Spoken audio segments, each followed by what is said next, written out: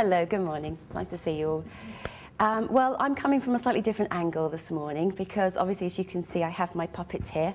My name's Bryant and I run Puppeteer Puppets, which I started actually about 3 years ago now. So I was in education, kind of escaped from being a teacher and fell into running my own business.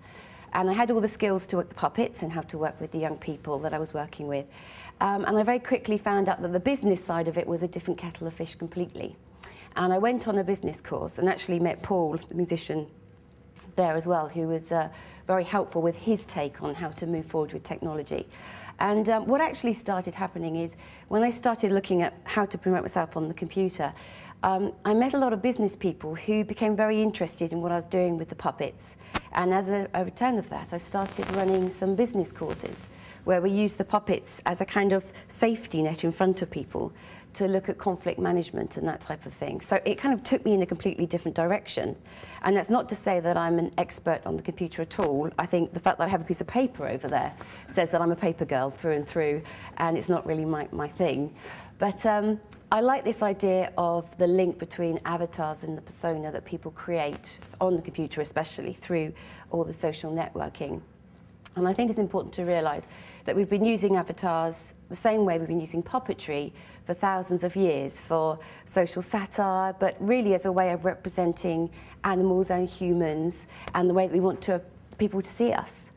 The persona, the word persona means mask, and masks have been used not to disguise yourself, but as a way of representing yourself. You know, you think about in the theatre, masks have prominent noses and different kinds of facial recognition that you would know was a goodie or a baddie or that type of thing.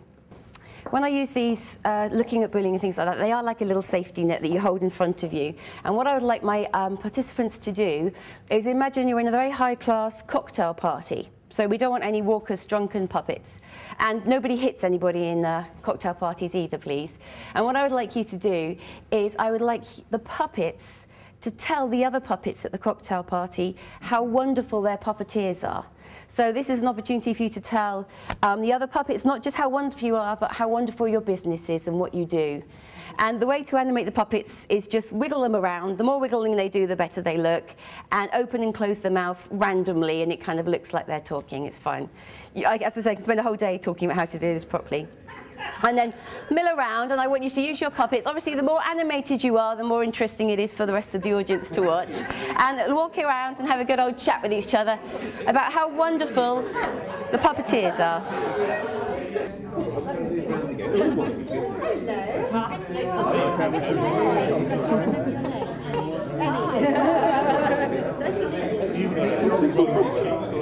What I'm trying to demonstrate there is that for some people, coming down and working a puppet, pretending to be in a cocktail party is fine. And sometimes when you get on with it, it actually can be quite good fun.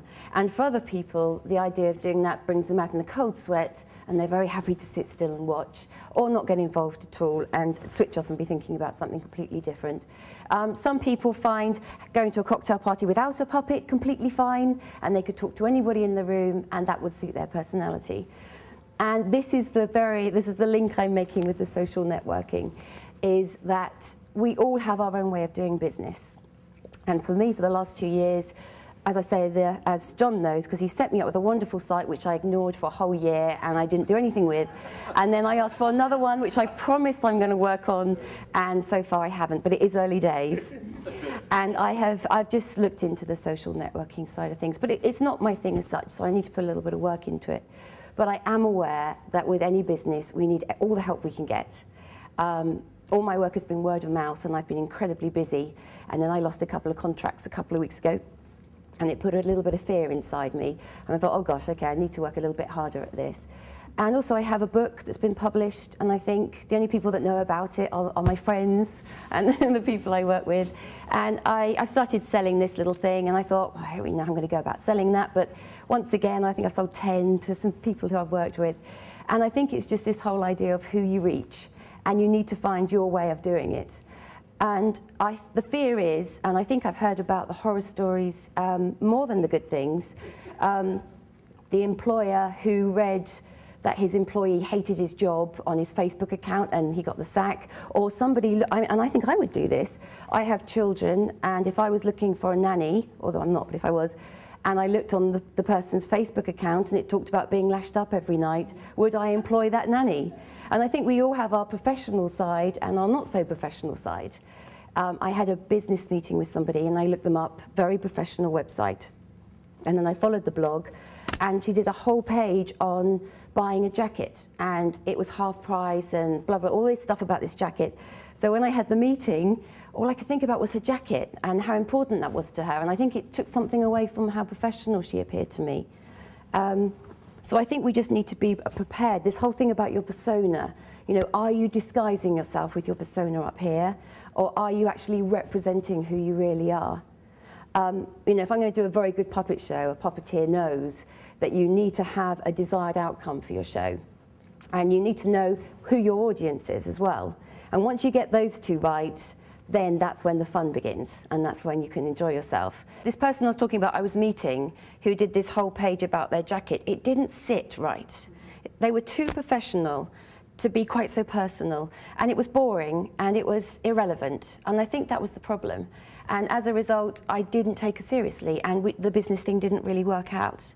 And it would have done if I hadn't have seen that, I think. And it is that whole thing, you know, if you're going to talk about how much alcohol you've had the night before, are they going to take you as seriously, or will they see you as a human being and it'll be fine? You know, you have to judge it. You have to judge it. Thank you. Well done, thank you, Jo. I personally think that the lady who talked about her coat should have given her coat a name. And then it would have had a personality all of its own, and she would have felt supported by that coat, even though it was her creation.